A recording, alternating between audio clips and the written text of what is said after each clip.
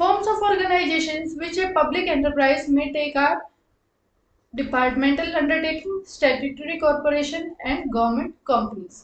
अब इनके बारे में हम स्टडी करते हैं। First one is departmental undertaking. अब डिपार्टमेंटल अंडरटेकिंग क्या है इसके बारे में हम जानेंगे और किस तरीके से ये इसको हम पब्लिक एंटरप्राइज के अंदर या ऑर्गेनाइजेशन के अंदर इंक्लूड कर रहे हैं। तो ये जो एंटरप्राइज होती है ये क्या है, डिपार्टमेंट ऑफ मिनिस्ट्री के द्वारा क्या की गई है, एस्टेब्लिश की गई है। जैसे कि हमारा एजुकेशन डिपार्टमेंट है या एग्रीकल्चर डिपार्टमेंट है, फाइनेंस डिपार्टमेंट है, इस तरीके से अलग अलग डिपार्टमेंट हैं। उन डिपार्टमेंट के थ्रू इनको क्या किया गया है, डिपार्टमेंटल अंडरटेकिंग्स को डेवलप किया गया है एंड आर कंसिडर्ड पार्ट और the extension of the ministry itself. जैसे कि अगर एग्रीकल्चर डिपार्टमेंट ने कोई भी या फाइनेंशियल डिपार्ट जो फाइनेंस डिपार्टमेंट है अगर वो अपनी एक्सटेंशन कर रहा है तो या तो उस चीज को जिसको वो अपना काम दे रहा है या तो हम उसको एक्सटेंशन कहेंगे उसी मिनिस्ट्री का या फिर उसको उसका पार्ट ही मानेंगे, हिस्सा ही मानेंगे। The government functions through these departments and the activities performed by them are an internal part of the functioning of the government.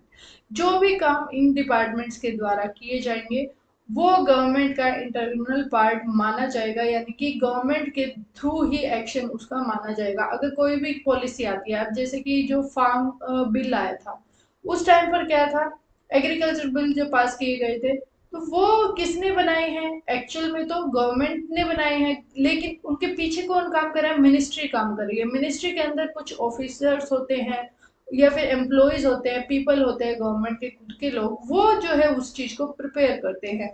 तो यानी कि यहाँ पर गवर्नमेंट का फंक्शन जो रहेगा या कोई भी एक्टिविटी जो भी डिपार्टमेंटल अंडरटेकिंग कोई भी परफॉर्म करेगी तो उस फंक्शन या जो भी काम उन्होंने किया है उसको गवर्नमेंट की ही एक्टिविटी माना जाएगा। नेक्स्ट आता है, they have not been constituted as autonomous और independent institution and as such are not independent legal entity. ये जो है ना तो ऑटोनॉमस बॉडी है ना फिर ये इंडिपेंडेंट इंस्टीट्यूशन है। ये कैसे हैं, ये एस्टेब्लिश किए गए हैं हमारे मिनिस्ट्रीज के द्वारा, यानी कि ये ऐसे इंस्टीट्यूशन है जिनको मिनिस्ट्री डेवलप कर रही है। जो हमारी गवर्नमेंट अंडरटेकिंग्स को कौन डेवलप कर रहा है, मिनिस्ट्री। जो भी मिनिस्ट्री को रिक्वायरमेंट है उसके अकॉर्डिंग वो उस डिपार्टमेंट को क्रिएट कर रही है। इसी वजह से इसको कोई हम ऑटोनॉमस बॉडी या फिर इंडिपेंडेंट इंस्टीट्यूशन नहीं मानेंगे, ये इसकी कोई सेपरेट लीगल एंटिटी नहीं है।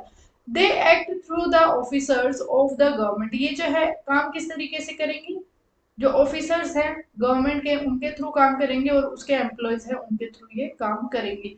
और ये जो भी ऑफिसर और एम्प्लॉयज हैं उनको हम गवर्नमेंट एम्प्लॉयज मानेंगे। These undertakings may be under the central or the state government and the rules of the central and state government are applicable। ये जो अंडरटेकिंग है ये सेंट्रल गवर्नमेंट या स्टेट गवर्नमेंट अपने अंडर बना सकती है, जो मिनिस्ट्रीज हैं वो अपने अंडर क्रिएट कर सकती हैं और इनके जो रूल्स वगैरह हैं वो भी एप्लीकेबल कौन से होंगे, जो सेंट्रल या स्टेट गवर्नमेंट के रूल्स हैं वो इन पर एप्लीकेबल होंगे।